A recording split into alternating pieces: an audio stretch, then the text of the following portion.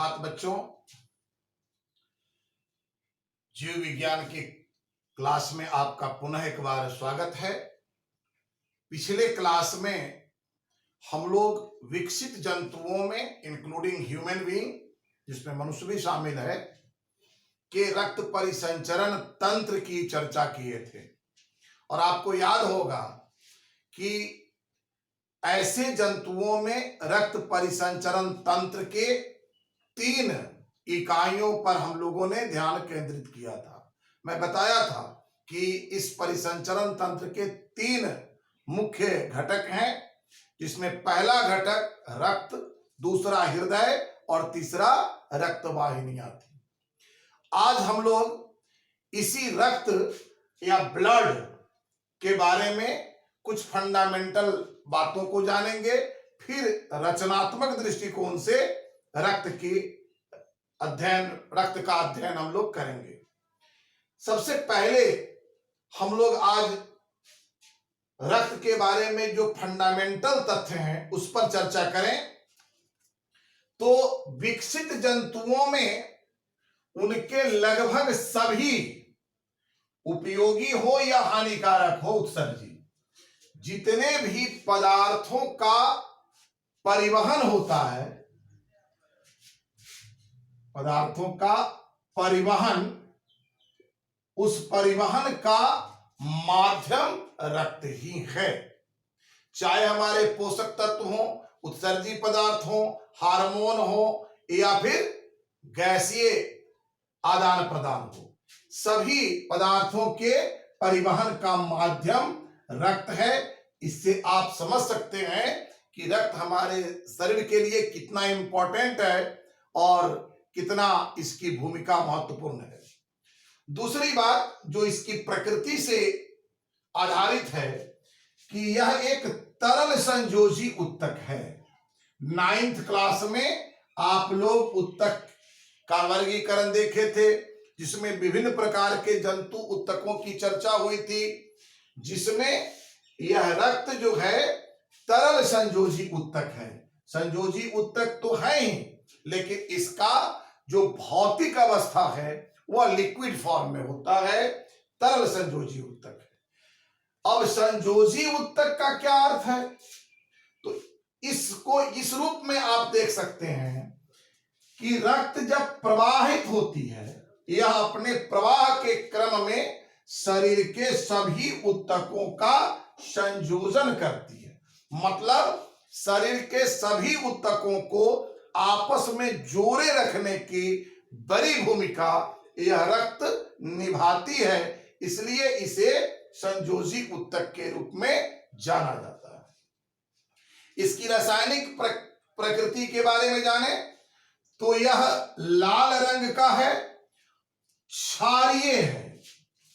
यह लाल रंग का क्षारीय गाढ़ा तरल पदार्थ होता है, जिसका pH 7.4 और दबाव 25 mm of Hg होता है। ये इसके प्रकृति का अंग है, यह हमें जानना चाहिए।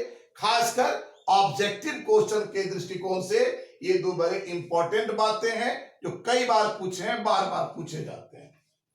अब आपके मन में प्रश्न उठ रहा होगा कि किसी जंतु में रक्त की मात्रा कितनी होती है।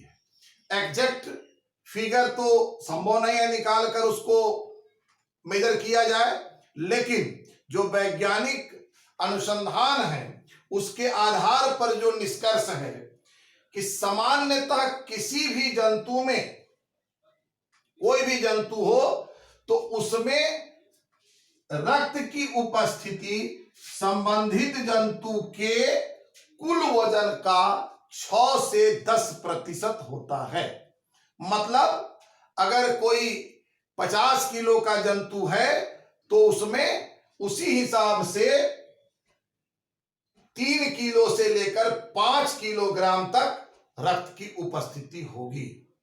जहां तक मनुष्य का सवाल है तो एक वयस्क मनुष्य में जो 25 से 35 साल का एज ग्रुप है, उसमें रक्त की उपस्थिति 6.8 लीटर लगभग होती है, ऐसा वैज्ञानिकों का रिपोर्ट है, ऐसा वैज्ञानिक मानते हैं। हम लोग रक्त के फंडामेंटल बातों को देखें, अब हम उसकी रचनात्मकता पर चर्चा कर रहे हैं, स्ट्रक्चर ऑफ द ब्लड पर। तो यदि ब्लड के संपूर्ण स्वरूप की रचना पर हम ध्यान केंद्रित करें तो इस रक्त में मुख्यतः दो भाग देखे जाते हैं। एक लिक्विड फॉर्म में होता है जो तरल भाग है, जबकि इस तरल भाग में कुछ ठोस कण या कणिकाएं, सॉलिड पार्टिकल्स भी देखे जाते हैं जो इसका ठोस भाग है। तरल भाग जिसे हम रक्त प्लाविका या प्लाज्मा कहते हैं, ब्लड प्लाज्मा, इसे आप यूं समझें कि यह पूरे रक्त का जो उसका प्रकृति है गाढ़ा तरल पदार्थ होना, तरल होना, वह इसी रक्त प्लाविका या प्लाज्मा के कारण उसमें द्रव्यता का गुण, लिक्विड फॉर्म में होने का जो कारण है वह यही तरल भाग जो है रक्त प्लाविका है। अब इसी रक्त प्लाविका में कुछ ठोस कणिकाएं पाई जाती हैं। ये दोनों मिलकर रक्त का स्वरूप निर्धारित करते हैं। तो रक्त प्लाज्मा में जो ठोस कणिकाएं या कोशिकाएं पाई जाती हैं वे तीन तरह की हैं। पहला, लाल रक्त कोशिकाएं जिसे रेड ब्लड कॉर्पसल्स या आरबीसी कहते हैं शॉर्ट में हम लोग। दूसरा, श्वेत रक्त कोशिकाएं, व्हाइट ब्लड कॉर्पसल्स, डब्ल्यूबीसी कहते हैं हम लोग। और तीसरा है रक्त पट्टिकाणु, ब्लड प्लेटलेट्स। इस प्रकार आप देखेंगे तो ये तरल पदार्थ और ये उसमें पाया जाने वाला ठोस कणिका है, दोनों कंबाइंड रूप से रक्त की रचना का आधार बनते हैं। दोनों मिलकर रक्त की रचना का निर्माण करते हैं।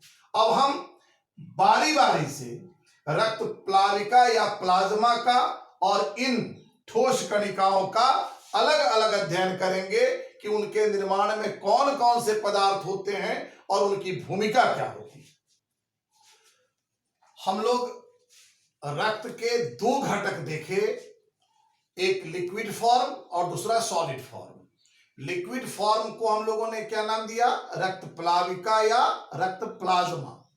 अब इस रक्त प्लाज्मा के रचनात्मक स्वरूप और घटक, मतलब इसकी रचना में कौन कौन से अवयव शामिल हैं, इस पर अगर ध्यान दें तो बड़ा कॉम्प्लिकेटेड कंपोजिशन है, बहुत सारी चीजें इसमें मिली होती हैं। सबसे पहले जो इसका स्वरूप है उस पर चर्चा करें तो रक्त प्लाज्मा रक्त की संपूर्ण रचना का, मतलब जितने भी रक्त के आयतन हैं उस आयतन का 50 से 55%, मतलब 50 to 50+ % रक्त प्लाज्मा का होता है और यह पीले रंग के चिपचिपे द्रव के रूप में पाए जाते हैं। आपका प्रश्न होगा कि रक्त तो लाल दिखाई देता है, हम आगे जब आरबीसी पढ़ाएंगे तब बताएंगे कि रक्त के लाल होने में आरबीसी में पाया जाने वाला हीमोग्लोबिन जो लाल वर्णक है उसकी भूमिका होती है। ब्लड प्लाज्मा पीले रंग का एक चिपचिपा द्रव पदार्थ है जो संपूर्ण ब्लड के 50 to 55% आयतन को कवर करती है। इसके निर्माण में विभिन्न प्रकार के कार्बनिक और अकार्बनिक पदार्थ शामिल होते हैं। यूं कहें कि यह जो ब्लड प्लाज्मा है वह ऑर्गेनिक और इनऑर्गेनिक मॉलिक्यूल्स का एक मिश्रित रूप है। इसमें कार्बनिक और अकार्बनिक पदार्थ शामिल होते हैं, जिसमें 90 to 92%, 90 से 92% जल है आप समझ सकते हैं रक्त का 50% मोटे मोटे तौर पर 50 से 55 हम लोग देख रहे हैं ब्लड प्लाज्मा है, और ब्लड प्लाज्मा का 90 से 92% जल है। इस प्रकार रक्त के निर्माण में हमारे जल की बड़ी भूमिका है, एक बहुत बड़ा घटक है रक्त का। 1 से 2% अकार्बनिक भस्म, 6 से 8% प्लाज्मा प्रोटीन, 0.9 अकार्बनिक अम्ल और 0.1% ग्लूकोज की उपस्थिति होती है। इसके साथ ही 0.5% वसा तथा शेष बचा हुआ 1 से 2% है, वे कार्बनिक अणु होते हैं।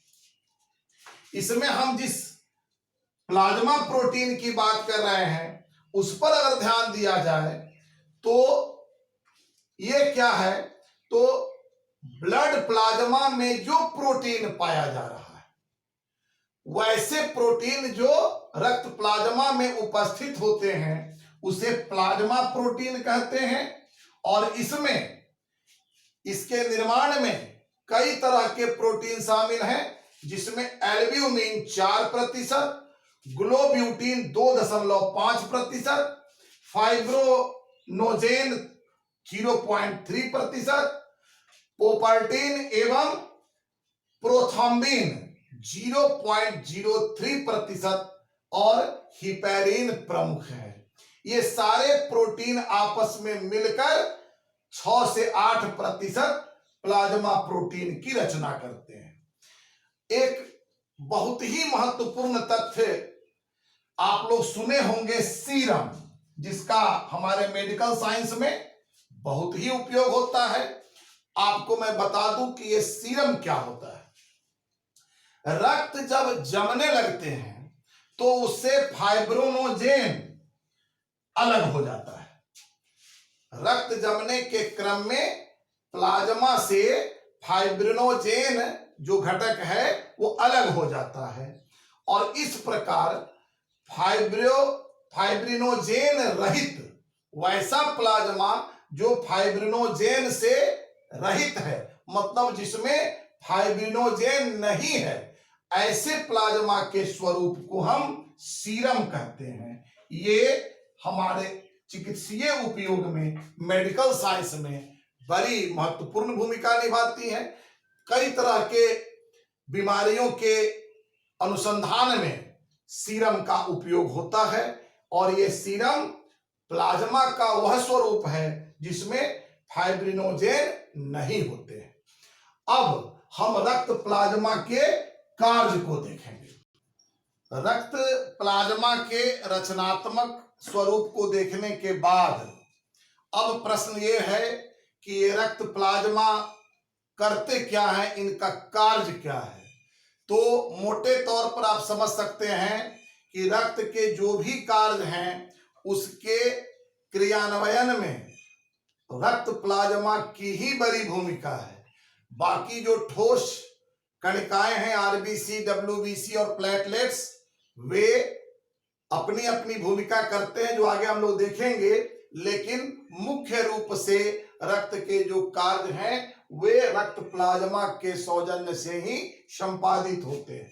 अगर इनके कामों को हम बिंदुवार देखें तो सबसे पहला कि रक्त के जो ठोस घटक हैं, आरबीसी, डब्ल्यूबीसी और प्लेटलेट्स, इनको धारण करने का काम करती है। मतलब इसी में सारे के सारे ठोस अवयव रक्त के जो हैं, ठोस कणिकाएं जो हैं आरबीसी, डब्ल्यूबीसी और प्लेटलेट्स के रूप में, वे इसी में पाई जाती हैं। अर्थात रक्त प्लाज्मा इन ठोस कणों को धारण करती है, और वे एक्टिव रहें, उनकी सक्रियता बनी रहे, आरबीसी, डब्ल्यूबीसी और प्लेटलेट्स की सक्रियता बनी रहे, इसके लिए अनुकूलता प्रदान करने का काम रक्त प्लाज्मा द्वारा किया जाता है। दूसरी बात कि हम लोग जो परिवहन के बारे में पढ़ रहे हैं, और परिवहन जो मुख्य आधार है हमारे चैप्टर का, उसमें रक्त के द्वारा जो परिवहन में मुख्य पदार्थों का परिवहन होता है, उसमें पोषक तत्व या भोज्य पदार्थ कहें या फिर गैसों जैसे CO2 और O2, उत्सर्जित पदार्थों, हार्मोन एवं लैक्टिक अम्ल के परिवहन में यह रक्त प्लाज्मा या तो डायरेक्ट सक्रिय होती है या फिर आरबीसी और डब्ल्यूबीसी को सहयोग देती है। मतलब इन पदार्थों के परिवहन में सक्रिय भूमिका या सक्रिय सहयोग इसका होता है, तभी परिवहन की क्रिया संपन्न हो पाती है। दूसरी बात कि हमारे सभी जैव प्रकरण, हमारी शारीरिक व्यवस्था सामान्य ढंग से संचालित हो, इसके लिए हमारे शरीर के टेम्परेचर का सामान्य कंडीशन बना रहना चाहिए। तो शरीर के तापक्रम को नियंत्रित करने में ब्लड प्लाज्मा की महत्वपूर्ण भूमिका है। यह शरीर के तापक्रम को मेंटेन रखती है और साथ ही साथ रक्त का जो पीएच है और दाब है उसको नियत बनाए रखती है। अगर पीएच और दाब में वेरिएशन होगा तो हमारे रक्त के कार्य और उसके स्वरूप बदल जाएंगे, जो हमारे लिए बीमार होने की अवस्था हो जाएगी। उसको बनाए रखने का काम ब्लड प्लाज्मा के द्वारा होता है। इस प्रकार रक्त के जो तरल भाग थे ब्लड प्लाज्मा, उसका अध्ययन हम लोग पूरा किए। अगले क्लास में जब हम लोग मिलेंगे तो रक्त के ठोस अवयव जिसके अंतर्गत आरबीसी, डब्ल्यूबीसी और प्लेटलेट्स आते हैं, उसका अध्ययन करेंगे कि वे किस प्रकार अपनी भूमिका रक्त में अदा करते हैं। आज इतना ही, धन्यवाद।